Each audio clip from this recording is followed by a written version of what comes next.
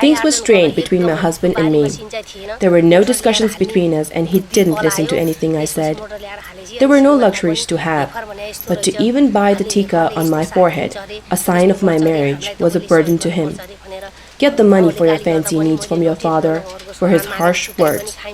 My father had enough to feed us, but didn't send me to school.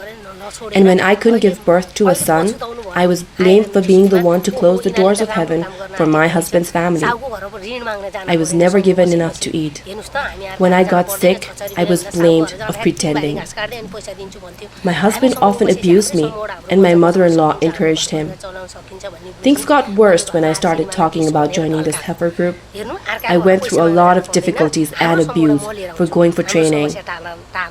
But I believed what I was doing would result in a better future for my family. And so I continued. I didn't lose faith. I didn't give up. It was only after I took a loan from the group savings that my husband saw the benefits of the project. It meant he didn't have to beg at the feet of the village merchant for a small sum of money. He started helping me in the farm and with the animals. We were making enough money to get by. It took some time, but things began to change for the better after becoming a part of the project. Income was steady, and my husband was understanding. I got 2 goats and passed on the gift within 2 years. People say I have done well. I started irrigating the farm with a water pump. I have a small piece of land now, and I have leased some more. I grow bananas, lentils, and vegetables. The training in the Heifer project opened my mind to the possibilities and gave me confidence. That's when my name changed. I was called Maina, a nickname I had never grown out of. But when I became a breadwinner, I was Ganga, a name I had but could never live up to. I thought my life was a waste because I could not have a son.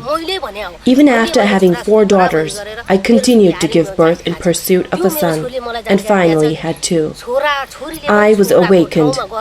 I started sending my daughter to school because I could afford it. Today, one of my daughters has joined the army. She has strengthened my beliefs that anything that a man can do, a woman can as well. All my children have finished school.